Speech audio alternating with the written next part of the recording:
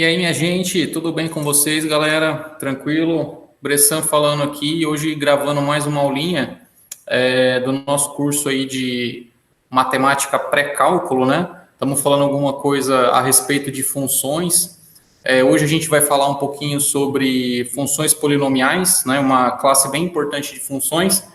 E funções racionais, que é mais rapidinho, já vou falar tudo hoje na mesma aula, né? Lembrando que a gente já falou de função do primeiro grau, das retas e as funções do segundo grau, as parábolas. A gente vai ver que os polinômios são funções que generalizam essas duas classes de funções que a gente já falou, né? Eu vou apresentar aqui para vocês uns slides para ficar mais fácil, tá? Vou compartilhar a telinha.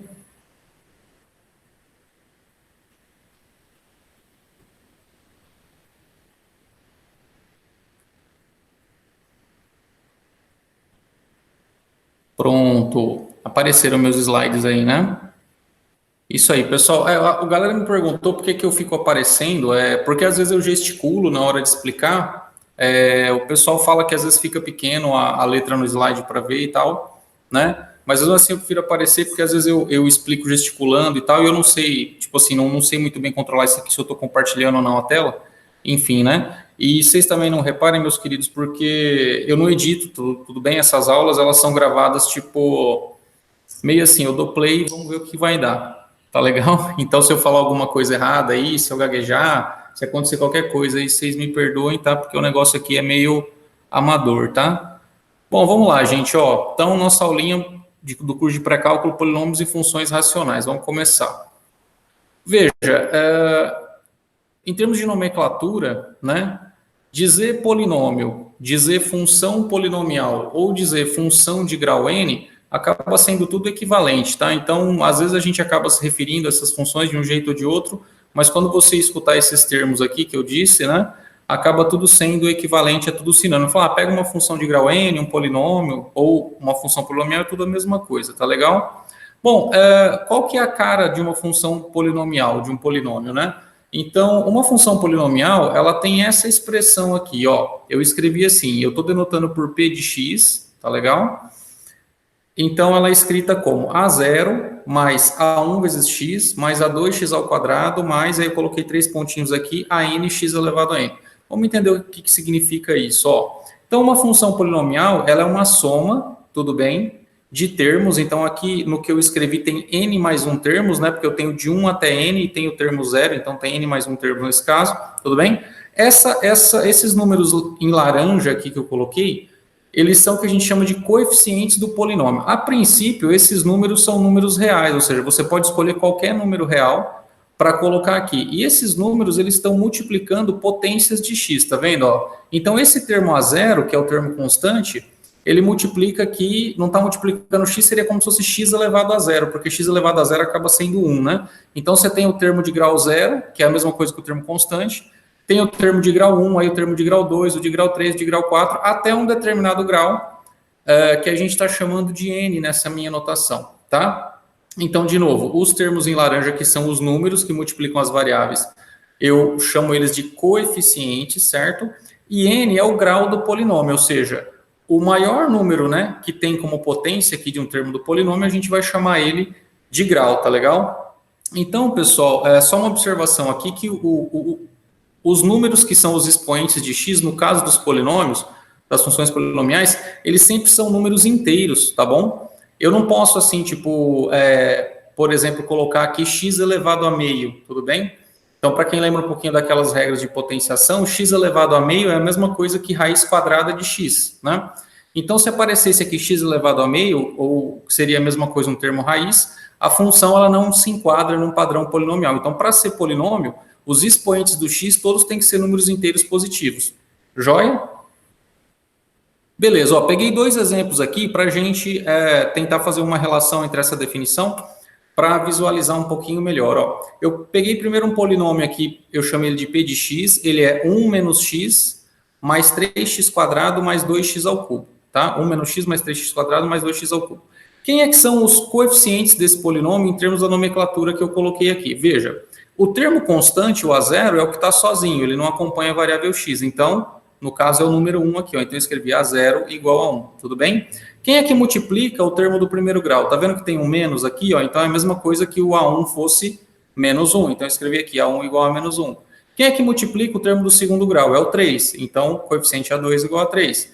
Quem é que multiplica o termo do terceiro grau? Nesse caso aqui é 2, então A3 igual a 2, tá? Então, eu só estou pegando isso aqui para a gente poder visualizar melhor, caso alguém fique confuso, em relação ao que significa essa notação geral aqui, tá? E o grau desse polinômio aqui? O grau sempre é o quê? O maior expoente. Nesse caso, o maior expoente da expressão é 3, então o grau desse polinômio é 3, tudo bem? Ele é um polinômio de terceiro grau. Ou uma função cúbica, se você quiser dizer assim, tá? Continuando, ó. Um outro polinômio que é de x. X à quinta menos 4x ao quadrado mais x. Eu já peguei esse aqui de propósito, gente, porque assim, eu quero explicar que a ordem com que você escreve os termos do polinômio não interessa, tá? Então, para colocar bonitinho na definição, como eu fiz aqui, eu escolhi colocar do menor grau indo para o maior grau, que é a maneira como eu escrevi o P de x aqui. Mas, eventualmente, isso vai aparecer diferente, tá legal? No caso, esse aqui, ó, eu troquei, eu coloquei do grau maior indo para o grau menor. Então, cuidado, porque nesse caso aqui vai trocar a ordem dos índices dos coeficientes aqui, tá? Então, por exemplo, ó, quem é que multiplica o x à quinta? Quem multiplica o x à quinta seria o A5, né? Então, o A5, nesse caso, é 1, tudo bem?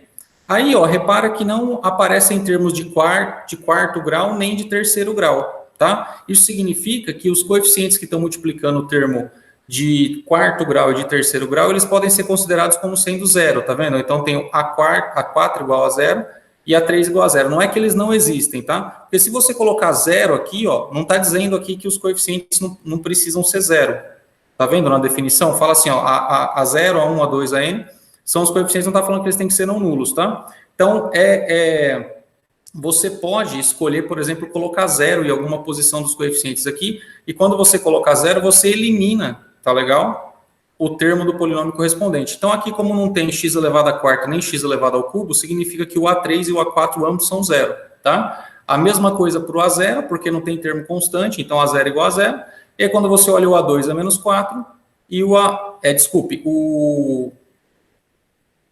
eu acho que eu errei alguma coisa aqui. A0... pessoal, eu errei aqui, ó. Aqui no meu slide seria A1, tá legal? Tem um errinho aqui, ó. A1 igual a 1, que é o que multiplica aqui. E aqui o A2 tá certo, tá? Mas aqui esse aqui é A1, tá? Depois vocês tomem esse cuidado. Eu escrevi meio rápido, depois eu corrijo. Muito bem, tá? Então isso aqui só para a gente entender. É o que significa a definição. É importante falar, porque senão às vezes tem gente que fica meio boiando nessa parte, se confunde com esses índices aqui.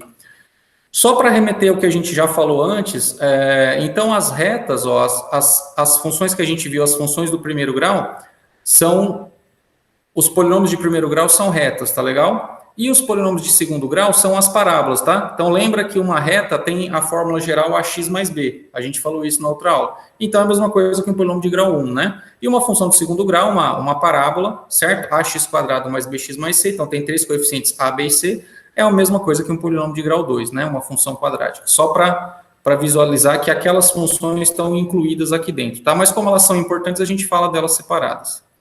Bom, em relação a domínio, quem que é o domínio de uma função polinomial dessa? Observe o seguinte, minha gente, que calcular um polinômio não é uma coisa difícil de se fazer em termos de indeterminação, ou seja, você pode substituir no lugar da variável x qualquer número real que você quiser, e você pode calcular o resultado, tá? Então, assim, um polinômio não tem indeterminação no domínio, não tem pontos onde ele não pode ser calculado, tudo bem? Diferentemente, por exemplo, de uma função raiz quadrada, que não pode ser calculada para números negativos, entendeu? Então, para os polinômios, a gente sempre pode falar que o domínio é o conjunto de todos os números reais, é a reta toda, tá? Então, os polinômios estão definidos em toda a reta. Já a imagem de um polinômio vai depender, tá legal? Vai depender. Quando o grau do polinômio for ímpar, tudo bem? Se esse número aqui for um número ímpar, por exemplo, nesses dois exemplos que eu peguei aqui, ó, o x elevado a 3 e o x elevado a quinta, eles estão enquadrados nesse item aqui, ou seja, o grau é ímpar, né? Porque 3 é ímpar e 5 é ímpar. Então, para polinômios de grau ímpar, a imagem sim vai ser toda reta, ou seja, eu estou dizendo que os polinômios de grau ímpar são funções sobrejetoras na reta, tá legal? Em compensação, quando o grau é par, isso já não vai acontecer, tá legal? A imagem de um polinômio de grau par, ela vai ser só um pedaço da reta, vai ser um pedaço que pega ou até o mais infinito ou até o menos infinito, nunca a reta toda, tá legal? Eu vou tentar explicar por que isso acontece, tá? Não é muito difícil de enxergar. Eu vou lembrar um pouquinho, lembra que quando eu falei de função de segundo grau, das parábolas, a gente falou bastante do coeficiente A dela e do termo ax², que é o termo dominante, que era o termo de maior grau da função de segundo grau, tá legal? No caso dos polinômios, né, que são uma generalização dessas funções, o termo de maior grau, que também é chamado de termo dominante, ele vai exercer um papel importante no comportamento do polinômio, tá? Então, ó, observa o seguinte, só para lembrar um pouquinho desse lance do termo dominante. Quando você calcula, tudo bem? Quando você calcula o polinômio num determinado número, o que que acontece? Esse cara aqui, x elevado a n, como ele é a maior potência, à medida que você aumenta o x, ou seja, você escolhe números x cada vez maiores, esse cara aqui, ele vai dominar a conta, ele vai contribuir com a maior parcela da conta, tá? Então, vamos pegar esse meu polinômio q de x que está aqui, ó. Se você aplicar ele, por exemplo, em números grandes, imagina que você está calculando ele em 100, 200, 1000, sei lá, 1500, ou também em números grandes, mas que tem um sinal negativo na frente, por exemplo, menos 1000, menos 2000, tá legal? São números que têm valor absoluto grande, tá? Ou muito positivos ou muito negativos. Então, o que vai acontecer? Quando você calcula esse polinômio, né, em um número grande, o resultado da conta depende, a maior parte dele, disso aqui, tá legal? Eu já falei na aula de função de segundo grau, já expliquei isso melhor. Depois vocês podem pensar um pouquinho nisso, tá? Então, o que acontece, ó? Se você pegar um grau ímpar, no caso aqui, se o n for ímpar, e você aplicar o polinômio em um número negativo, ou seja, você pegar um x negativo, o que acontece? O x elevado a n também vai dar um número negativo. Então, eu peguei um exemplozinho aqui para a gente entender, ó. Imagina que eu pego menos 2 e elevo a quinta, tá legal? Isso aí é o quê? É menos 1 vezes 2 elevado à quinta. O expoente, ele abre aqui no produto, vai ficar menos 1 elevado à quinta vezes 2 elevado à quinta, e esse menos 1 elevado à quinta, ele vai continuar dando menos 1, né? Porque o grau é ímpar, e aí o resultado troca o sinal, tá vendo? Ó, menos 2 elevado à quinta é menos 32. Qual que é a diferença se eu tivesse pegado um cara par? Se eu tivesse pegado um grau par, que é um expoente par, quando eu fizesse essa conta, o menos 1 elevado a um expoente par, ele ia dar mais 1, tudo bem? Lembra daquela regrinha que troca de sinal. Então eu faço assim, menos 1 vezes menos 1, dá 1 positivo. Só que se eu multiplicar mais uma vez, dá menos 1 negativo, tá vendo? E depois vai trocando positivo e negativo, conforme você aumenta o grau. Então, para os caras pares, no caso aqui, se fosse o número par, o resultado seria um número positivo aqui no final. Tá legal? No caso, se fosse menos 2 elevado a 6, daria 64 positivo. Tudo bem? Então, o que está acontecendo? Ó, vamos observar aqui, esse desenho aqui, eu queria que vocês prestassem atenção, não precisa confundir muito com... Sim, não precisa se preocupar com ele, porque ele parece confuso, mas não é. Ó. Então, aqui, ó, essa parte verde, vamos olhar essa parte verde aqui. Então, eu estou imaginando que eu tenho um polinômio de grau ímpar, certo? Tem um polinômio aqui de grau ímpar. Veja, quando eu pego números x muito grandes, eu estou imaginando aqui, ó, que o x está indo embora para frente aqui, tá legal? Imagina que esse eixo aqui tá bem pegando números grandes. Esse cara, esse número grande, né, elevado a um expoente ímpar, ele continua dando positivo, no caso ele é um número positivo, né, e o polinômio, ele tende a crescer e para mais infinito, desde que o termo AN, que é o que multiplica o termo de maior grau, seja um cara positivo. Então, vamos olhar, por exemplo, é o caso desse polinômio aqui, ó, do q de x, que é x à quinta, menos 4x² mais x, tá? Então, veja, ó, se eu pegar um x positivo muito grande, esse x elevado à quinta vai continuar dando positivo muito grande, porque o que multiplica aqui é 1, né? Não troca o sinal, e o polinômio cresce, certo? Quando eu olho agora do outro lado, números negativos aqui, o que acontece? Por essa observação que eu fiz, o valor de um número negativo de módulo grande aqui, ele vai dar negativo, tá entendendo? Então, ó, o que está acontecendo? Um polinômio de grau ímpar, como é que ele faz? Quando você vai para mais infinito, você faz o x crescer muito, ou ele estoura para mais infinito, e para o menos infinito ele estoura aqui para baixo, para o abismo, entendeu? Para o menos infinito na imagem, ou acontece o contrário, quando o termo AN aqui, ó, se eu estivesse multiplicando por um cara negativo, por exemplo, seria menos 2x à quinta, e acontecer o fenômeno trocado, ou seja, quando eu viesse para um x negativo muito grande, o que ia acontecer? Ele ia para mais infinito, porque esse resultado negativo seria multiplicado por um coeficiente negativo, ele passaria a ser positivo. E ia acontecer o contrário. Então, aqui nesse desenho, tem duas situações separadas. Uma situação é a situação verde, em que eu estou nesse quadrante e nesse quadrante, quando esse termo AN aqui é positivo. E outra situação é a situação rosa, quando eu estou nesse quadrante e o termo AN aqui, ele é negativo, tá? Eu coloquei 3 pontinhos aqui, porque o que une essa parte com essa, eu não sei o que acontece, não me interessa, entendeu? Então, tipo assim, o polinômio pode dar muito zigue-zague aqui. Opa, deixa eu voltar aqui. O polinômio pode dar muito zigue-zague para depois emendar com essa parte, mas o que eu estou dizendo para vocês é que a partir de um momento, ou acontece uma situação ou acontece outra. Por quê? Porque o termo dominante ele vai estourar, ele vai se sobrepor aos outros, tudo bem? Então, ó, o que está acontecendo? Vamos imaginar que tem essa situação aqui, ó, a situação do gráfico verde, tá? Quando você olha a imagem, como por um lado o gráfico, por exemplo, vai para mais infinito e pelo outro lado ele vai para menos infinito, quando você projeta isso no eixo Y, você acaba atingindo a reta toda na imagem, entendeu? Na situação contrária, acontece o mesmo. A única diferença é que aqui vai para mais infinito agora e o outro lado vai para menos infinito. Tá legal? Então, por isso que a imagem de um polinômio de grau ímpar dá a reta toda, certo? No caso aqui, quando o grau é par, essa troca não acontece. Tá entendendo? Ou seja, se eu pego um número x, um número positivo muito grande, certo? E depois eu pego, por exemplo, o negativo dele, vamos imaginar assim, ó. Vamos supor que eu pegue o número 1000, tudo bem? Imaginar um número bem grandão, e depois eu pegue o menos 1000, que está do outro lado. Se você aplica ele agora num polinômio de grau par, o que acontece? Como o grau é par, o resultado dessa conta no termo dominante, para o 1000 e para o menos 1000 é o mesmo. E o termo dominante é o que faz crescer a conta, entendeu?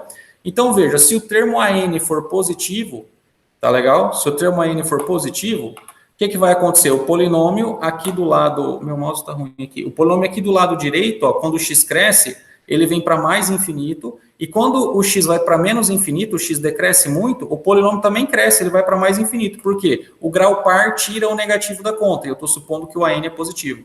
Então, o que acontece? Um polinômio de grau par, ele, quando você caminha aqui para trás no eixo x, ele estoura para mais infinito, e quando você caminha para frente no eixo x, ele estoura para mais infinito, quando o AN é positivo. Se o AN for negativo, inverte a situação, porque se o AN for negativo, você troca o sinal, que era positivo passou a ser negativo, tá legal? E aí você vai vir para menos infinito aqui e menos infinito aqui, tá? Então, o que acontece? É como se todo polinômio de grau par, no caso aqui, quando o AN é positivo, ele teria como se fosse um mínimo aqui. Quando você projetar o gráfico, isso aqui pode dar muito zigue-zague para encontrar com isso aqui, mas independentemente de como isso se una, sempre a imagem, no caso aqui, vai pegar só uma parte da reta que está aqui para cima. E no outro caso aqui, para um polinômio, né, de grau par com AN negativo, é o contrário. Tipo assim, ele está indo para menos infinito, a imagem aqui, ela vai ter um máximo, entendeu? E no outro caso, ela teria um mínimo, porque quando você projetar aqui, mesmo que esse negócio dê muito zigue-zague, sempre você tem o quê? Você não consegue atingir a parte de cima da reta, tá? Isso independentemente dele ter raiz ou não, tá? Isso aqui pode vir aqui para baixo, ter raízes, né? Não tem problema nenhum, eu só fiz o desenho assim, para tentar não confundir muito assim e não envolver muita coisa. Mas isso aqui não tem nada a ver com as raízes, tá legal? Então, pessoal, ó, pensa um pouquinho nisso. Eu sei que às vezes não é muito fácil de assimilar assim rápido, né? Mas isso que eu estou dizendo é verdade, tá? Então, polinômio de grau ímpar, a imagem dá a reta toda. Polinômio de grau par, a imagem não vai dar a reta toda, não é uma função sobrejetora. Já o domínio você pode aplicar o polinômio em todo mundo aí que você quiser, em qualquer número real, independentemente do grau ser par, do grau ser ímpar, de qualquer coisa. Tranquilo? Vou continuar, tá? Bom, falando em... Ah, tá, só uma coisa que eu preciso falar. Os polinômios,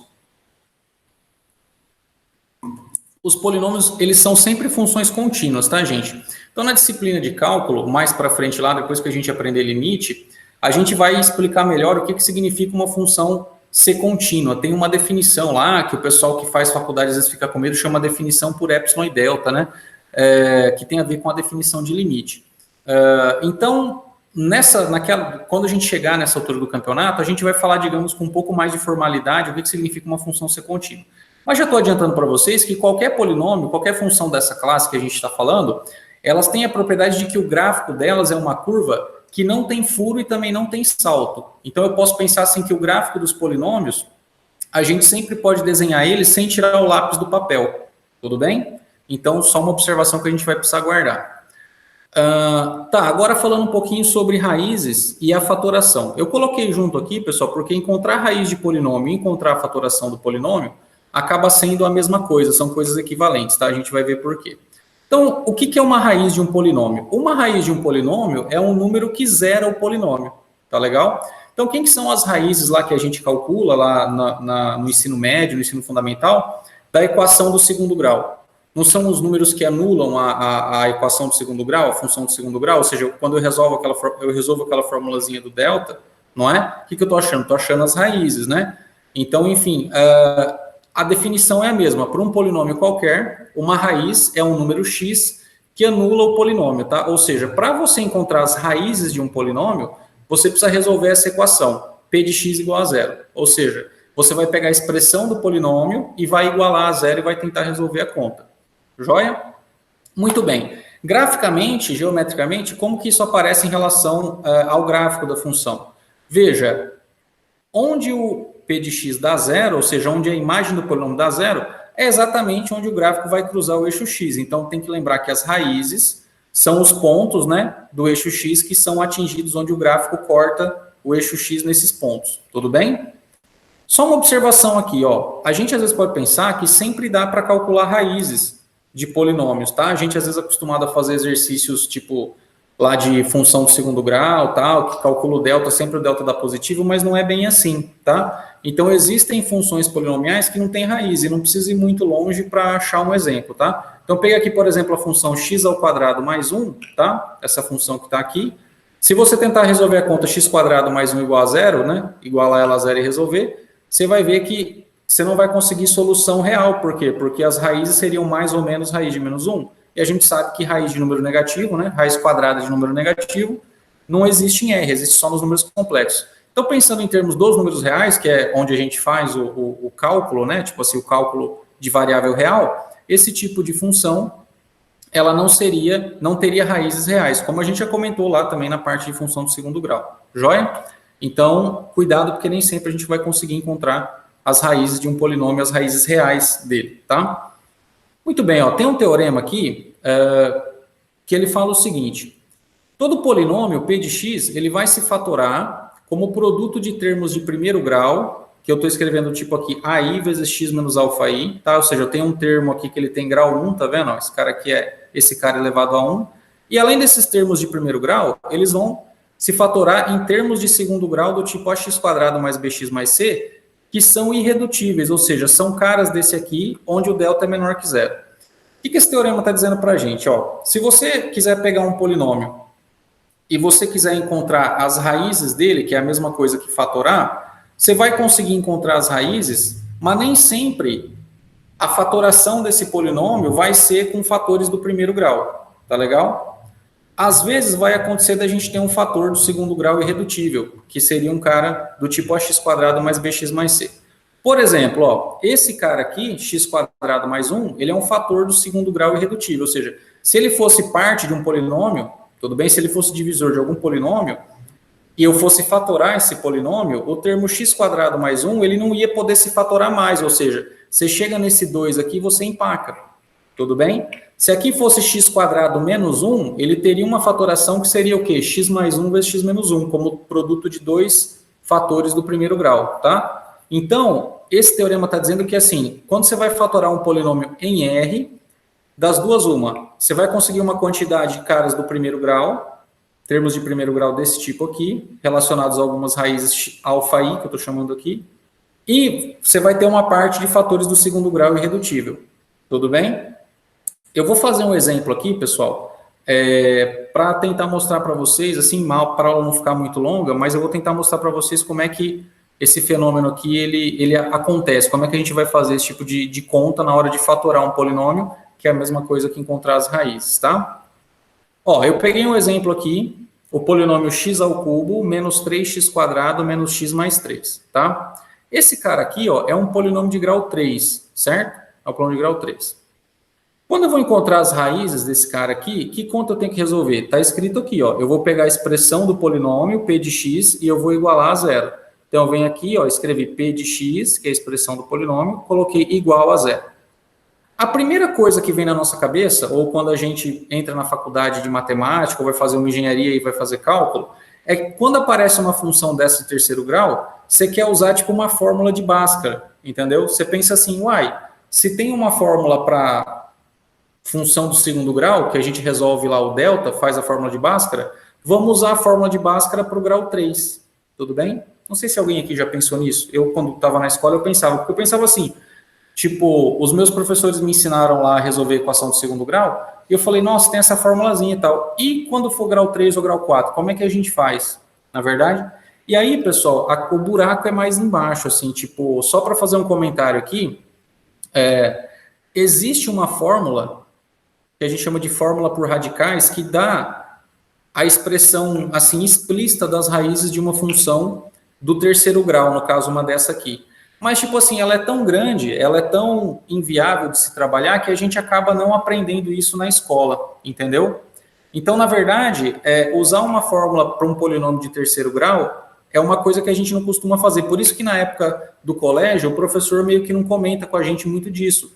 Porque nem na faculdade mesmo, tipo assim, de matemática, a gente entra muito em detalhes em relação a isso aqui, tá? Então, digamos que a complexidade de se resolver, de se encontrar uma fórmula indo do grau 2 para o grau 3, ela aumenta bastante, tá? Então, se a pergunta fosse, vamos tentar usar um Bhaskara aqui, existe uma fórmula de Bhaskara? Até existe, mas a gente não usa nesse ponto aqui, porque acaba sendo uma coisa inviável, tá? Quem depois tiver curiosidade, pesquisa na internet aí, bate no Google, tipo, fórmula de Bhaskara do terceiro grau, alguma coisa assim, né? Ou fórmula explícita por radicais para um polinômio de grau 3.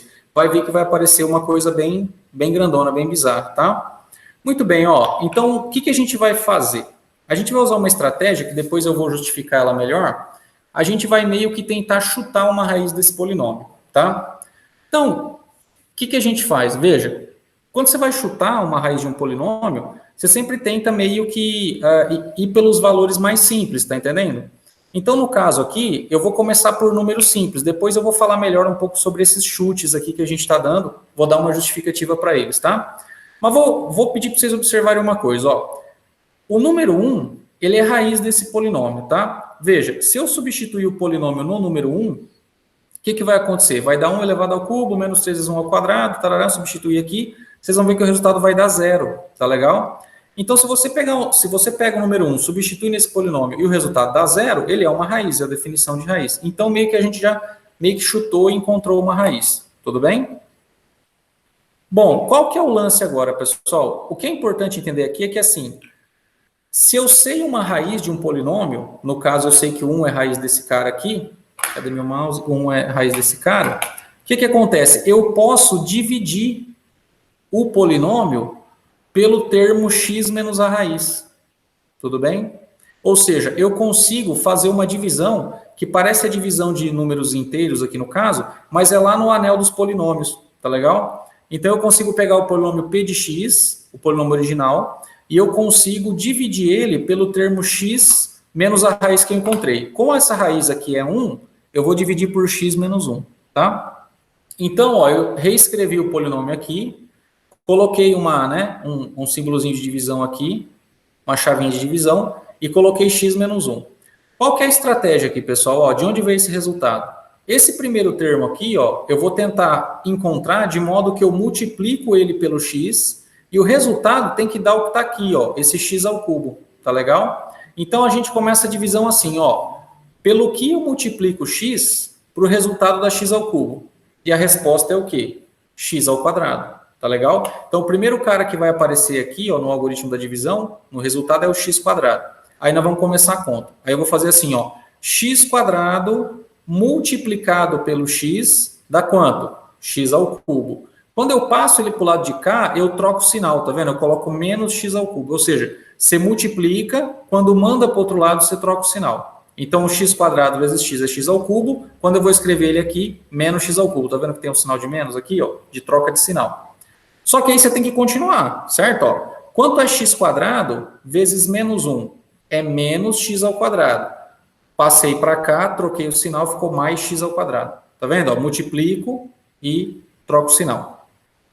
Aí eu faço essa soma, o termo que tem o x ao cubo vai sumir, porque eu fiz justamente para que isso acontecesse. Aí você vai ficar com menos 3x quadrado mais x quadrado. Ó, ficou menos 2x quadrado. Tá legal? Nessa soma aqui. Aí os caras que estavam aqui, o menos x e o mais 3, você repete. Eu pontilhei aqui e coloquei embaixo. E você vai ter um novo polinômio aqui, que é menos 2x quadrado menos x mais 3. Joia? Muito bem. O que eu vou fazer agora? Agora eu pergunto assim, ó, pelo que é que eu vou multiplicar x para o resultado dar menos 2x quadrado? E a resposta é quanto? Menos 2x. Então eu vou vir aqui pegar esse menos 2x, vou multiplicar por esse x aqui, o resultado deu um menos 2x quadrado. Quando eu passar ele para cá, ó, do outro lado, o que vai acontecer? Ele vai trocar o sinal. Ou seja, ele era menos 2x quadrado, ele vai passar a ser mais 2x quadrado, para poder cancelar com o cara que está em cima. Tudo bem? Depois eu vou pegar o menos 2x e vou multiplicar por menos 1. O resultado vai dar quanto? 2x positivo, mais 2x. Quando eu escrever ele aqui, eu vou trocar o sinal, menos 2x. Então, ó, vai cancelar novamente esse termo, porque a gente escolheu para que isso acontecesse. E aí eu vou continuar a conta. Ó, menos 2x menos x é menos 3x. E o 3 que estava aqui eu vou repetir aqui embaixo. Ó, menos 3x mais 3. Tudo bem? Aí vamos para o último. Ó. Pelo que é que eu vou multiplicar x para o resultado da 3x? Tá vendo? Desculpa, para o resultado da menos 3x, que é o de cima. A resposta é o quê? Menos 3, tá vendo? Ó, multiplico pelo menos 3, deu 3x aqui. Multiplico pelo menos 3 vezes menos 1 é mais 3. Escrevi aqui, deu menos 3. Tá vendo? Então a conta acabou, a hora que você somar, o resultado deu 0, ó. Zerou tudo. Joia? Por que zerou tudo? Esse resultado aqui dá 0 porque a gente sabia que o alfa 1 era raiz. Então, sabendo que o alfa 1 é raiz do polinômio, o termo de primeiro grau x menos alfa 1, ele passa a ser um divisor do polinômio. Então, essa conta aqui, ela tem que dar 0. Tá legal? Então, só uma dica na hora de estudar, se você estiver fazendo alguma conta dessa, e você chegar aqui no final, ou seja, você sabe que esse cara aqui é raiz, e você chega aqui no final e o resultado não dá 0, você tem que revisar a sua conta, porque sua conta está errada, tá? Então, ó, o que eu estou querendo dizer com isso? Veja, ó, o meu polinômio p de x, ó, que estava aqui, esse polinômio p de x, ele é quem? Ele é o termo de primeiro grau, tá vendo? Ó, x menos 1, multiplicado por esse resultado da conta.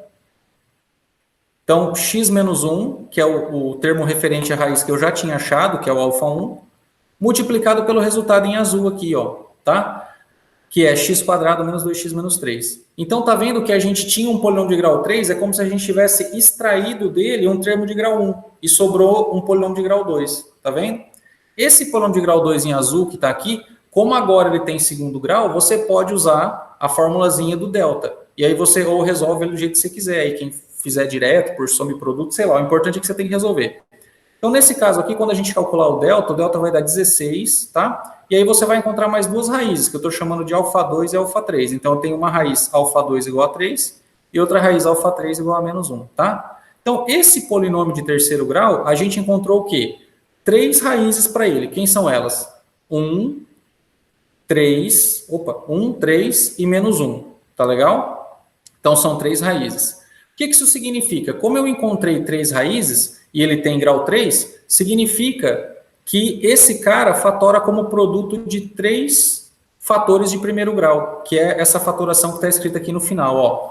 Então, x ao cubo menos 3x quadrado menos x mais 3, que é o polinômio original, ele é x menos 1, que é o termo referente à primeira raiz, multiplicado por x menos 3, que é o termo referente à segunda raiz, multiplicado por x mais 1, que é o termo referente à terceira raiz, tá? Então, ele é produto de 3 fatores de primeiro grau. Então, repara que na fatoração desse exemplo, não apareceu o termo de segundo grau irredutível, tá legal? Não apareceu o termo de segundo grau irredutível. Ele apareceria se, por exemplo, esse carinha azul aqui tivesse delta negativo, aí você não tem como continuar a conta. E aí aqui vai aparecer o cara que estava em azul aqui mesmo, o polinômio de grau 2. Deu para entender isso mais ou menos? Só uma observação importante, gente, aqui ó, nessa parte é o seguinte. É um erro muitíssimo comum. A hora que a gente vai fazer isso aqui, ó, como eu achei essa raiz 1, você colocar aqui x mais 1. Ou seja, você não colocar x menos a raiz, entendeu? E se você faz isso, a conta não dá certo. Então, observa assim, ó, que como é que as raízes estão relacionadas com a fatoração? Ó, eu escrevi as 3 raízes aqui. Observa aqui, quem é que anula esse primeiro fator de primeiro grau aqui? Se você colocar 1 no lugar do x, qual que vai ser o resultado dessa conta? 1 menos 1 é 0, vai zerar esse termo. E como isso aqui é produto, vai zerar todo o resto, então vai zerar o polinômio. Quem é que anula esse termo aqui? Não é o 3, é o 3, porque ó, 3 menos 3 dá 0. Então anulou o termo do meio agora, anulou o polinômio inteiro. E esse cara aqui, quem que anula ele? Não é o menos 1, porque menos 1 mais 1 dá 0? Então veja, se eu tivesse escrito aqui x menos 1 e colocasse a raiz menos 1 aqui, o resultado daria menos 2, não daria 0. E não seria uma raiz, tá? Então, muito cuidado com isso. Na fatoração, sempre é x menos a raiz, porque quando eu coloco a raiz aqui, zera o termo de primeiro grau. Tá legal? Então, essa é a fatoração desse polinômio de terceiro grau aqui. Muito bem. Vamos falar mais um pouquinho, tá? Vamos continuar nesse exemplo. E se eu quisesse traçar o gráfico desse polinômio, tá? Então, veja, para traçar o gráfico, a gente ainda não tem, digamos assim, todos os elementos, né, que a gente vai ter no final da disciplina. Quando você faz cálculo, você usa derivada, máximo e mínimo, concavidade e tal, que são coisas que a gente vai aprender ainda. Mas dá para ter uma ideia de como é que é o gráfico desse polinômio, mesmo nessa altura do campeonato, tá? Então, vou lembrar, ó, eu tenho as 3 raízes e eu estou lembrando que as raízes são o quê? Os pontos em que o gráfico corta o eixo X, tá legal?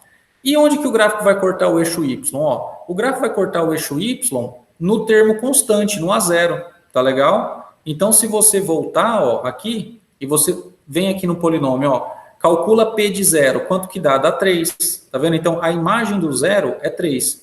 Então, para qualquer polinômio, isso vale em geral, tá? Para qualquer polinômio, sempre onde o gráfico do polinômio cruza o eixo y, é o termo constante, o A0, tá? Lembra que isso aí valia para parábola, que era o termo C, e valia para reta também, quando que a gente viu, tá? Então, no caso do meu exemplo, o eixo y vai ser cortado no 3, na altura 3. Tá legal? Muito bem, ó. Eu desenhei aqui o gráfico e eu vou explicar para vocês por partes, tá? Como que eu fiz. Então, ó, a primeira coisa, eu marquei aqui, ó, o menos 1, que é uma raiz, marquei o 1, que é outra raiz, e marquei quem? Marquei o 3, que é outra raiz, tá? Então, são esses números aqui. Eu sei necessariamente que o gráfico vai cortar o eixo X nesses 3 pontos, tá? E o que mais que eu fiz? Eu marquei o número 3, ó, aqui em cima, no eixo Y, tá? E então, eu sei também que o gráfico cruza o eixo Y aqui, tá? Aqui do lado eu marquei mais alguns pontos, eu calculei a imagem de mais alguns pontos, que são esses que eu coloquei aqui, ó, tá vendo? Então, por exemplo, ó, quando eu calculo a função no 2, eu substituo lá naquela expressão e calculo, o resultado dá menos 3. Então, eu sei que, por exemplo, o ponto 2 menos 3, ele vai estar no gráfico, então eu marco ele aqui, certo?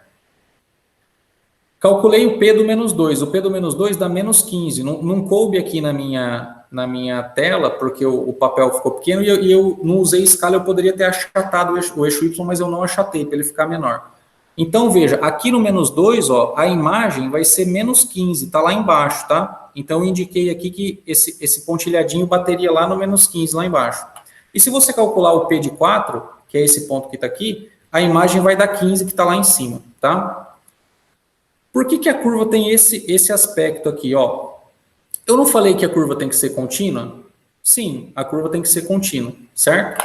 Então, veja, ela poderia cortar como? Ela poderia cortar o eixo X aqui de 2 maneiras. Assim, vindo de baixo para cima, ou assim, vindo de cima para baixo. Tá vendo, ó? Por que ela não corta vindo de cima para baixo? Ou seja, ela está cortando assim e ela não está cortando assim. Por quê, pessoal? Daquela história do termo dominante que eu estava falando para vocês, ó. Vamos voltar aqui no polinômio. O polinômio não é x ao cubo, ó, aqui o termo dominante, não é um termo dominante de grau ímpar. Então, veja, quando você pegar um número negativo muito grande, o resultado vai dar negativo. Então, significa o quê? Significa que quando você caminha para a esquerda, aqui ó, no desenho, pegando números negativos cada vez maiores, o polinômio ele dá cada vez mais lá embaixo. Tudo bem? Porque o resultado, o grau dele é ímpar e esse negativo aqui elevado a um expoente ímpar vai dar negativo, tá? Então, o polinômio ele vem daqui de baixo, ele vem do menos infinito, tá vendo? Ó? Ele vem do menos infinito. ele vem do menos infinito, ele cruza no menos 1, e aí ele vai subir de modo que ele vai ter que cortar no 3, tá? Esse pontinho que eu marquei com X aqui, não se preocupa com ele agora não, tipo assim, porque esse cara seria o valor de máximo que ele vai passar, e eu estou fazendo esse negocinho aqui, tentando explicar que o valor de máximo aqui não vai ser exatamente 3, tá bom? Mas não tem como a gente justificar isso aqui agora. Mais para frente, com derivados, a gente vai poder justificar. A gente calcularia a derivada desse polinômio e veria onde a derivada dá zero, tá? Mas eu só estou ressaltando para vocês que, assim, ele não é simétrico aqui no eixo, tá vendo? Ó? Ele vem aqui, ele começa a descer antes de tocar o eixo, tá vendo? Ó? Então, ele atinge um máximo e depois ele começa a descer. E a mesma coisa acontece aqui, tá vendo? Ó? O mínimo dele não é realmente no menos 3, que está aqui embaixo, tá? Ele está um pouquinho deslocado. Mas isso aí não tem problema. Então, o importante é a gente entender que esse gráfico ele vai ter o formato dessa onda aqui, tá vendo? Ó? E à medida que o x crescer para frente do 4, for 5, 6, 7, tarará, o que vai acontecer? O gráfico ele vai para mais infinito, vai continuar subindo, e quando você vier para cá, ele vai continuar descendo para menos infinito. Então, essa função do terceiro grau, esse polômetro do terceiro grau, tem o gráfico que tem essa conformação, tá vendo? Ó? Se você reparar, é como se a gente tivesse tipo uma parábola aqui, ó, tá vendo? Ó? Emendado com uma outra parábola aqui para cima, entendeu? E elas estão meio que se emendando aqui na proximidade do 1. Então, é uma maneira de guardar. Então, tipo, eu aumentei o grau, o polinômio ele deu um zigue-zague, assim, ele subiu, desceu, em vez de ele continuar descendo, como se fosse uma parábola, ele vai subir de novo. Tudo bem? Porque agora o grau é 3. Tá bom? É só para a gente ter uma ideia de como que seria esse gráfico aqui, mas não precisa se preocupar muito não, que isso com a experiência a gente vai conseguindo desenhar melhor, tá? Tem que ir resolvendo exercícios e pegando o jeito. Bom, sobre esse nosso exemplo que terminou aqui, lembra o que eu fiz? Eu meio que, entre aspas, chutei uma raiz, ou seja, eu para diminuir o grau do polinômio, eu descobri uma raiz dele e eu usei esse fato, tudo bem? Para poder fazer aquela divisão que garantiu que eu conseguisse baixar o grau dele, tá bom? Então, eu coloquei uma proposição aqui, quem, por exemplo, tem o livro do Guidorizi, eu estudo lá, esse negócio está como exercício, certo? Vamos ver se a gente consegue entender, ó, seja P de x a 0 mais a 1x, tarará, a nx elevado a n, um polinômio de grau n com coeficientes inteiros, tudo bem? Ou seja, eu estou dizendo que nesse caso particularmente, esses números A0, A1, tararã, todos eles são números inteiros, eles estão em Z, tá? Veja, se eu tiver uma raiz desse polinômio, que eu estou chamando de alfa, que também for um número inteiro, então necessariamente o alfa tem que ser um divisor do A0, que é o termo constante. Ó, se um polinômio com coeficientes inteiros tiver uma raiz que também é um número inteiro, então eu consigo provar que essa raiz tem que ser um divisor do A0, tá? Então, como que a gente pode usar isso a nosso favor? Vamos pensar. Nos exercícios, a maioria dos polinômios, tipo assim, 90% dos polinômios que aparecem nos exercícios que tem nos livros de cálculo, eles têm coeficientes inteiros. Ou seja, esses caras aqui, ó, são tipos que eu peguei no meu exemplo aqui, ó. Lembra lá no começo, ó? Tá vendo? Esse cara aqui, por exemplo, ó, quem que são os coeficientes? São todos números inteiros, tá vendo? Ó? Esse cara aqui, quem são os coeficientes? Todos números inteiros, tá legal? Isso não é regra geral, ou seja, não está dizendo aqui que um coeficiente precisaria ser um número inteiro. Em geral, eles podem ser números reais, ou seja, você poderia ter aqui, tipo assim, raiz de 3 vezes x à quinta, não tem problema. Mas, normalmente, o que aparece para a gente resolver nos exercícios são os coeficientes inteiros nos polinômios, tá? E essa proposição, ela ajuda a gente na hora de chutar aquela raiz lá para a gente tentar escolher, para a gente tentar escolher um candidato a ser raiz do polinômio de uma maneira mais inteligente, digamos assim, e não sair chutando qualquer coisa, tá? Porque o que esse exercício está dizendo, essa proposição, está dizendo que o quê? Que eu tenho que começar chutando raízes pelos divisores do A0, que são os divisores do termo constante, tá? Então, eu vou fazer uma continha rápida aqui primeiro, só para provar essa proposição, que é bem simplesinho, tá? Então, eu estou supondo que alfa é uma raiz do polinômio. Se o alfa é a raiz do polinômio, ó, P de alfa dá zero, tá vendo? É a definição. Então, eu vou substituir no polinômio, ó, A0 mais A1 vezes alfa, mais A2 vezes alfa ao quadrado, até a n alfa elevado a n. Aí eu vou pegar, vou passar esse A0 aqui do outro lado, ó, vai ficar menos A0, tá vendo? Então, troquei o sinal do A0, passei ele do outro lado. E essa expressão que está aqui, que sobrou, ó, todos esses termos têm alfa, tá vendo? Ó, alfa, alfa ao quadrado, tarará, até alfa elevado a n. Eu vou tirar um alfa desse em evidência, ou seja, eu tiro ele de modo que se eu multiplicasse aqui, eu teria a linha que está em cima. E aí o que eu vou fazer? Esse cara que for dentro do parênteses, depois que eu tirei o alfa em evidência, observa que ele vai ser um número inteiro, tá vendo? Ó? Por quê? Porque está na hipótese da proposição que todos os coeficientes são números inteiros, tudo bem?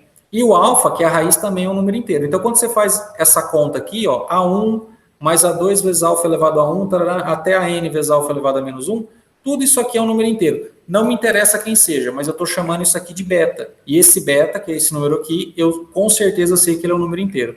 Então, qual que é a conta? Eu fico com alfa, que é um número inteiro, vezes beta, que é outro número inteiro, está dando menos a zero, que é outro número inteiro. O que eu faço? Eu pego e passo o sinal para cá e passo alfa dividindo. Tudo bem? Quando eu passo alfa dividindo, o que eu chego? Eu chego que a zero dividido por alfa tem que ser menos beta. E essa divisão é uma divisão exata, é uma divisão em números inteiros. Quando eu digo, gente, que assim, que no contexto de números inteiros, que um número é divisor do outro, é como se fosse assim, tipo, o 5 é divisor do 20, tudo bem? Ou seja, quando você pega 20 e divide por 5, o resultado é exato, é 4, tá legal? Eu não posso dizer, por exemplo, que o 3 é divisor do 20. Se eu for fazer a conta, vai dar uma conta, um resultado que tem decimais, entendeu? Então, nesse caso, dizer que é divisor significa dizer que a divisão é exata. Então, quando eu faço a zero dividido por alfa e eu sei que esse resultado está em z, porque o beta está em z, eu consigo justificar, então, que realmente o alfa tem que ser um divisor do termo a zero. Tá tranquilo? Então, vamos lá, ó. Qual que é a moral da história, como eu estava dizendo? A moral da história é o seguinte, que para a gente começar uma fatoração de um polinômio, naquele lance de chutar as raízes, a gente tem que começar pelos divisores do a zero. Tá legal? Então, observa, ó, que no caso é o termo constante, né? Se eu pego esse polinômio aqui, suponho que o exercício fosse assim, ó, fatore esse polinômio, eu escolhi ele ao acaso, tá? Esse polinômio p de x é menos x a quarta, mais 2x ao cubo, menos x quadrado, mais 8. O que essa conta aqui me diz? Essa conta me diz que, tipo assim, adianta chutar, por exemplo, 5 como raiz desse polinômio, ou 3? Não, não adianta. Tem que começar pelos divisores do termo constante, que no caso seria o 8. Mas quem que são os divisores do 8? Está aqui, ó, mais ou menos 8, mais ou menos 4, mais ou menos 2 e mais ou menos 1. Então, o que essa proposição está me dizendo é que se esse polinômio tiver uma raiz e essa raiz também for um número inteiro, tem que ser um desses números que está aqui. Tudo bem?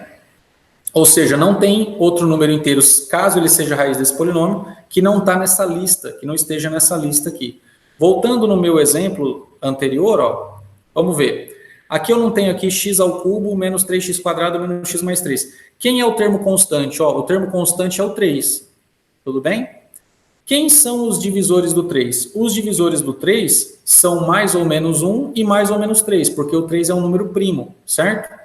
Eu escolhi no exemplo aqui um polinômio que tivesse raízes fáceis de calcular. E todas as raízes deram números inteiros, tá vendo? Ó? Observa que os 3 números estão na lista dos divisores, tá vendo? Ó? 1 é divisor do 3, o 3 divide o próprio 3 e o menos 1 também divide o 3. Tá legal? Então, quando as raízes são números inteiros, que é o que aparece em 90% dos exercícios, as raízes têm que ser divisores desse cara aqui. E isso facilita a gente saber disso na hora de fazer as continhas, né? Então, na hora de você resolver os exercícios que envolvam fatoração de polinômio, tá bom? Mas assim, um polinômio ele pode ter raiz que seja um número real também, certo? Não é porque ele tem coeficientes inteiros que necessariamente as raízes deles vão ser todas números inteiros, tá? Então, toma um certo cuidado com isso. O que está dizendo isso aqui é, se tiver um número inteiro como raiz, ele tem um divisor. Joia? Muito bem. Vamos continuar, ó. Observações finais, né? Últimas observações a respeito das funções polinomiais, tá? Então, veja, existem fórmulas para calcular raízes das funções polinomiais para qualquer grau? Aquilo que eu já comentei um pouquinho antes, será que tem fórmulas como se fosse a fórmula de Bhaskara para calcular as raízes explícitas de todos os polinômios? A resposta, pessoal, é não, não tem fórmula para todo grau, tá? Quem vai estudar álgebra mais a fundo, vai estudar estruturas algébricas, eventualmente faz faculdade de matemática ou pós-graduação, mestrado, doutorado, vai aprender um negócio que chama teoria de extensão de corpo. teve um matemático francês chamado Évariste Galois, até quem tiver curiosidade, quiser pesquisar sobre a vida dele, ele teve uma vida bem curiosa, assim, ele morreu super jovem, num duelo, tal, uma história bem diferente, assim. E antes dele morrer, ele escreveu, ele estudava matemática e ele escreveu essa, digamos, o que é o cerne, assim, o principal dessa teoria, que é chamada de teoria de extensão de corpo, que a gente estuda hoje em dia nos cursos de álgebra, né, nas faculdades aí e tal. E com essa teoria dele, conseguiu-se provar que quando você busca, né, uma fórmula como se fosse a fórmula de Bhaskara, para resolver, para achar raízes de polinômio de qualquer grau, existem certos graus que você não consegue uma fórmula, tá legal? Então, veja, o que eu estou dizendo, não significa que os matemáticos ainda não encontraram uma fórmula, por exemplo. Eu agora não sei dizer exatamente quais são os graus que não tem a fórmula por radicais, que se fala, né? Mas, tipo, a teoria dele diz assim, não é que os matemáticos não conseguiram encontrar, existe uma fórmula, não é isso, eles provaram que não tem uma fórmula, ou seja, não existe uma expressão que você possa construir usando os coeficientes de polinômios de determinados graus que você consiga dizer as raízes são todas essas aqui, entendeu? Então, por exemplo, para o terceiro grau, como eu disse antes, existe, tá legal? Mas é uma fórmula muito grande, entendeu? Então acaba não se usando, tá? Então, assim, não vamos ficar chateados, porque às vezes a gente imagina assim, a gente vai aprender na faculdade como se fossem as generalizações das fórmulas de Bhaskara. Isso aí meio que a gente não se aprofunda muito nisso, principalmente no curso de cálculo, né? Porque não é o nosso objetivo. Então, estou dizendo isso aqui para registrar que realmente não existem fórmulas para todos os graus, e as que existem são fórmulas muito grandes, a gente acaba não usando. Beleza?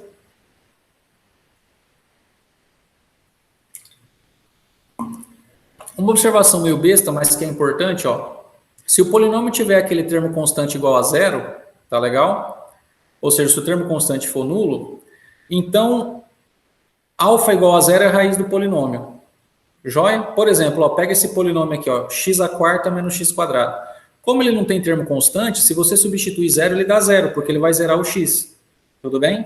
Então, veja, se você coloca x igual a zero na expressão de um polinômio, ele vai zerar todos os termos que tem x elevado a n, exceto o termo constante. Se o termo constante for zero, ele zera o polinômio inteiro. Então, um polinômio que não tem termo constante, né? Ou seja, se o a zero dele for zero, ele tem zero como raiz, é uma coisa trivial. Então, observa, ó, esse polinômio aqui, como que a gente poderia fatorar ele rapidinho? Pega o x quadrado, tira em evidência, tá vendo? Ó, e deixa aqui x quadrado menos 1, ou seja, x quadrado vezes x quadrado, você volta no x à quarta, x quadrado vezes menos 1, você voltaria no menos x quadrado, tá bom? Então, tirei. Esse cara x quadrado, o que que ele é? Ele é produto de dois fatores, tipo x menos 0 e x menos 0, tá vendo? Então, são dois fatores do primeiro grau. E esse cara, x quadrado menos 1, é diferença de dois quadrados, né? É x quadrado menos 1 quadrado, que dá x mais 1 vezes x menos 1. Tudo bem? Então, a fatoração desse cara aqui é isso que está escrito, tá vendo? Ó, aí a gente fez ela rapidinho, né? Lembrando que o zero é raiz, então eu consigo tirar x em evidência do polinômio. No caso, eu tirei duas vezes. Então, nesse caso aqui, ó, a gente diz que o número zero, para esse polinômio aqui, ele é uma raiz de multiplicidade 2, porque ele apareceu repetido aqui duas vezes, tá? Então, às vezes pode acontecer de um número ele ser raiz de um polinômio mais de uma vez, tá entendendo? Nesse caso, a quantidade de vezes que o número aparece como raiz, a gente chama de multiplicidade da raiz, tá? Eu não vou ficar me aprofundando muito nessas coisas mais algébricas, tá, pessoal? Quem quiser depois pode estudar polinômio, pegar livro de álgebra e ver que dá para se aprofundar bastante nesse tipo de coisa aqui de fatoração e tal. Pode ler a respeito do teorema fundamental da álgebra, né? Que fala que todo polinômio se fatora, tipo assim, não nos reais, mas nos números complexos, né? Pode pesquisar, por exemplo, quem quiser se aprofundar, que os números complexos, ele é o fechamento algébrico do R, tá legal? Ou seja, todo polinômio de coeficiente real, ele pode ser completamente fatorado com termos de grau 1, ou seja, você pode encontrar todas as raízes dele, não no R, mas no C. Então, a gente chama o C de fechamento algébrico no caso do R, tá? Mas no caso do cálculo, a gente não vai precisar se aprofundar muito nisso. Aí, ó, para fechar com a história dos gráficos, eu fiz um esquema aqui, gente, meio que para tentar... Não é assim uma coisa infalível isso aqui, mas tipo, dá para ter uma ideia em relação de como é que os gráficos dos polinômios se comportam, tá? Então, a ideia é assim, ó. Quando eu tenho n igual a 1, O que é um polinômio de grau 1? É uma reta. A gente já aprendeu, né, as funções do primeiro grau, viu como é que tem que ser as retas, né? Os gráficos, as retas podem ser crescentes, decrescentes ou constantes. No caso, se a reta for constante, é um polinômio de grau 0, né? Porque você mata o termo do x. Mas não tem problema, é reta do mesmo jeito. Então, grau 1 e grau 0, poderia incluir aqui, são retas, né? Grau 0 vai ser reta horizontal. Mas, enfim. Quando eu tenho grau 2, eu tenho essas curvas que a gente já aprendeu lá, que chamam parábolas, né? Que são essas curvas em formato de ferradura, que são tipo um U. A parábola pode estar virada de boca para cima, como essa que eu desenhei aqui, ou ela pode estar virada de boca para baixo, tá? Independentemente de como que ela está virada, sempre o gráfico vai ser uma curva desse tipo aqui, tá? Observa que quando a gente sobe o grau do polinômio, o polinômio de grau 3, a ideia do gráfico do polinômio de grau 3 é como se fosse assim, ela é uma curva que ela começa a surgir parecendo que vai virar uma parábola, só que quando a parábola começaria a descer, ela volta e sobe de novo. Então é como se eu tivesse assim duas parábolas, uma emendada na outra, tá? Tá vendo aqui, ó? Então no caso eu começo com uma parábola que está virada de boca para baixo, ela estaria aqui assim, né? Só que a partir do momento, o polinômio muda o comportamento e ele sobe, entendeu? Que seria tipo uma parábola, tipo emendado com uma parábola de boca para cima. É como se eu tivesse uma parte no lado de cá, um pedaço de uma parábola, e outra parte no lado de cá, um pedaço de uma outra parábola, tá? Essa diferença, ou seja, a amplitude que essa onda faz, se ela é mais alta ou se ela é mais baixa, vai depender dos coeficientes do polinômio. E às vezes pode acontecer o quê? Pode acontecer desse negócio ser bem sutil. Se você pegar, por exemplo, a função x ao cubo, você vai ver que ela tipo nem tem, na verdade, esse comportamento aqui, que ela nem chega a fazer uma corcovinha aqui, tá legal? Mas em geral é uma coisa dessa. Voltando ó, no exemplo que a gente fez, ó, tá vendo esse polinômio aqui? Nesse caso aqui, ó, a diferença, né, da amplitude desse zigue-zague que ela deu aqui foi maior que o desenho que eu fiz, tá? Tá vendo aqui, ó? Esse aqui foi menor. Mas isso varia de função para função. E, eventualmente, poderia ter sido o contrário, tá vendo? Ele poderia vir descendo aqui, subir e descer, que seria tipo o contrário disso. Em vez de vir de baixo, aqui ele vem de cima, e aqui, em vez de vir de cima, vem de baixo. Tá legal? Aí, o que aconteceria nesse caso, quando você troca? Quando você troca, ó, essa aqui, no caso, é uma que tem o quê? Que tem o termo A3, que é o termo dominante com coeficiente o quê? Positivo. Se ele fosse negativo, inverteria o comportamento, tá? Depois vê isso com um pouquinho mais de calma. O de grau 4, pessoal, tá vendo? Ó, ele vai ser uma coisa parecida, ó. Ele vem como se fosse uma parábola, aí ele faz como a de terceiro grau, como se ela fosse descer de novo, mas depois ele pega e sobe de novo, entendeu? Então, a de grau 2 é uma parábola. A de grau 3 seria uma parábola, começou a descer e emendou em outra. O de grau 4 seria uma parábola, começou a descer, emendou em outra, voltou a subir, outra parábola, desceu de novo. Entendeu? Então é como se a gente estivesse olhando os gráficos e emendando, tipo, pedaços de parábola, entendeu? A diferença é que, às vezes, no grau 4, esse zigue-zague aqui, ele pode ficar meio tipo, dependendo do tipo do polinômio, ele pode ficar meio com comportamento de não ter essa corcovinha aqui, tá? Por exemplo, se você pegar o polinômio x à quarta menos 16, o gráfico dele vai ser mais parecido com esse outro que eu coloquei pontilhado aqui, tá bom? Então, o que eu estou tentando explicar é que tem polínômios de grau 4, que o gráfico deles fica parecendo uma parábola, tá legal? Ou seja, o gráfico ele viria daqui e continuaria nesse pontilhado, tá? Mas, em geral, normalmente o gráfico tem esse comportamento. Aí a mesma coisa, no grau 5, vai ter uma corcovinha a mais. E assim por diante, tá? Com, é claro, com certas ressalvas, por exemplo, aqui o grau 5, né? Ele poderia também emendar essa corcovinha nessa e ficar parecido com o de grau 3, ou essa corcovinha nessa, tá vendo? Ó? Então, os de grau 5, dependendo dos coeficientes, podem parecer grau 3, certo? Os de grau 4, dependendo do coeficiente, pode parecer grau 2, tá? Isso depende muito de quais os valores que os coeficientes estão assumindo, tá? Mas, em geral, eu posso imaginar o comportamento de funções polinomiais como gráficos que fazem tipo um zigue-zague, tá legal? E a quantidade de zigue-zague, de ondinhas que o gráfico vai fazer, vai depender do grau. Quanto maior for o grau do polinômio, maior a tendência dele subir e descer várias vezes, tá bom? Depois vocês podem, por exemplo, pegar um tipo de software de geometria, sei lá, um aplicativo, um programa, que faz gráfico de função e digitar fórmulas de funções polinomiais diferentes para ver como é que os gráficos estão aparecendo, tá? E fica mais fácil de entender isso aqui. Para terminar, pessoal, funções racionais é mais rápido, né? Polinômios, assim, é uma classe de função maior, tem bastante coisa para falar, mas as funções racionais são funções, tipo, que na fórmula delas, elas são a divisão de dois polinômios, tá bom? Então, uma função racional tem uma fórmula geral que eu estou escrevendo assim, ó, f de x é igual a p de x dividido por q de x, ou seja, eu tenho um polinômio p dividido por outro polinômio q, tá bom? Então, lembra que eu já comentei isso antes em alguma aula, que o termo racional, ele remete a números racionais, que são as frações, certo? Então, digamos que uma função racional é uma fração, só que em vez de eu ter um número inteiro em cima e outro número inteiro embaixo, como acontece com o número racional, eu tenho um polinômio em cima e outro polinômio embaixo, tá bom? E, no caso, né, tipo, as funções racionais, eu coloquei alguns exemplos aqui, ó, vamos pensar aqui, ó, f de x, 1 dividido por x ao quadrado, tá? Então, em cima eu tenho o polinômio 1, que é um polinômio de grau 0, é uma função constante igual a 1, e embaixo eu tenho um polinômio de grau 2. Outra função racional, x quadrado menos 4, dividido por 2x mais 1, tá vendo, ó? Então, um polinômio de grau 2 em cima, um polinômio de grau 1 embaixo. Outra função, t a quarta, dividido por t ao cubo mais 3, mais t ao cubo mais t quadrado, perdão. Tá vendo, ó? Uma outra função racional aqui. Em geral, a letrinha que aparece é x, mas isso pode variar, né? Coloquei essa aqui com t para a gente não ficar muito bitolado no x. Tudo bem? Então, existe uma infinidade de funções racionais. O que é mais importante lembrar das funções racionais? Ó, as funções racionais, diferentemente dos polinômios que tinham um domínio, né, na reta toda, elas podem ter problemas no domínio. Tudo bem? Então, por exemplo, essa função 1 sobre x ao quadrado, você não pode calculá-la no zero, porque vai aparecer um zero aqui no denominador e você vai ter uma indeterminação. Então, quem que são os domínios das funções racionais?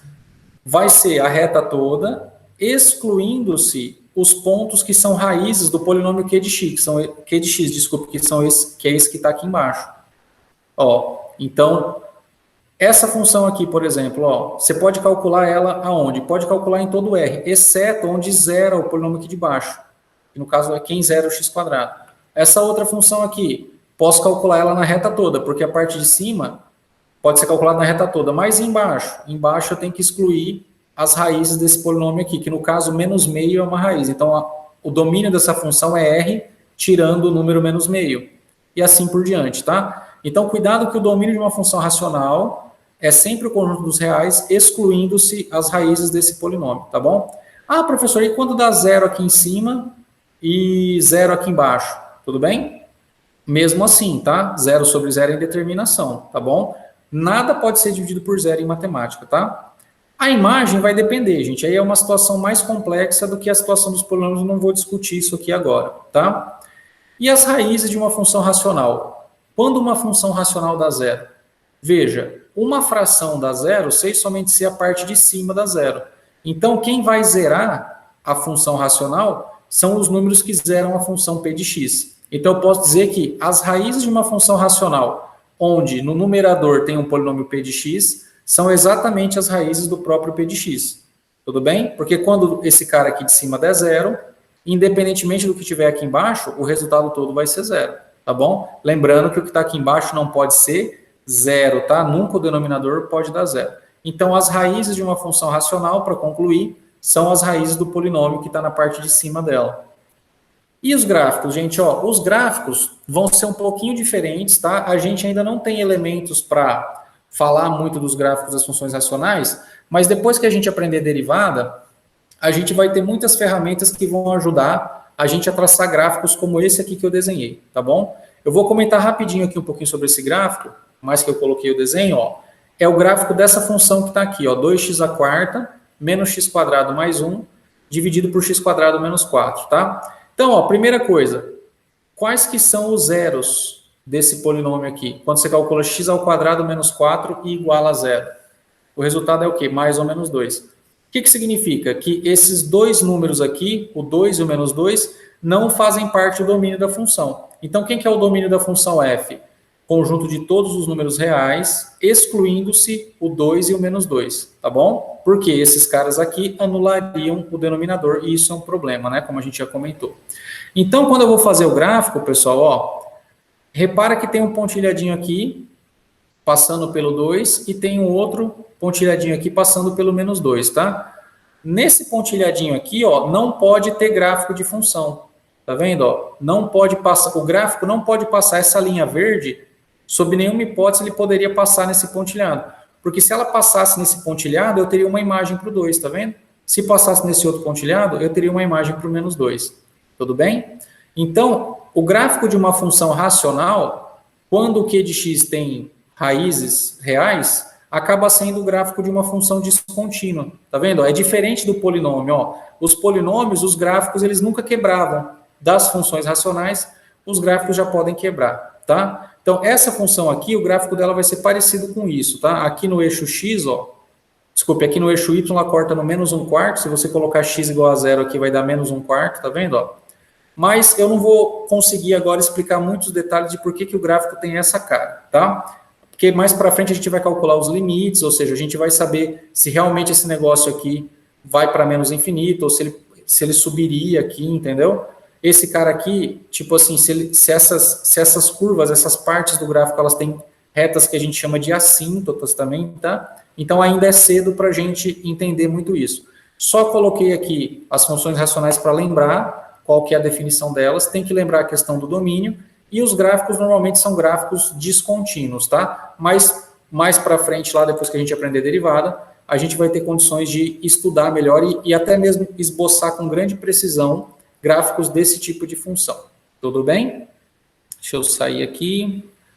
Pessoal, eu vou parar de compartilhar minha tela. Deixa eu abrir aqui.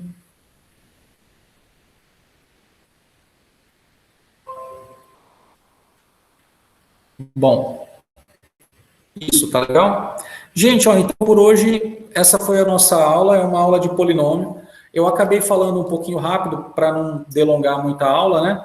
Mas quando a gente vai estudar esse tipo de coisa, a gente precisa meio que colocar a mão na massa, tá? Então, baseado nesses exemplos que eu falei, nessas coisas que eu disse aqui para vocês, vamos olhar o livro lá, tem o livro de cálculo do Stuart, do Guidorizi, tem muitos livros de cálculo. Nessa parte de funções, fazer exemplos de polinômios, de fatoração de polinômio, para a gente se habituar com isso. Tudo bem, pessoal? Na próxima aula eu vou falar um pouquinho de função trigonométrica, joia? E aí a gente vai continuando com essa parte de matemática pré-cálculo, tá? Então, tudo de bom para vocês aí, fiquem com Deus, um grande abraço e até a próxima, tá? Tchau, tchau.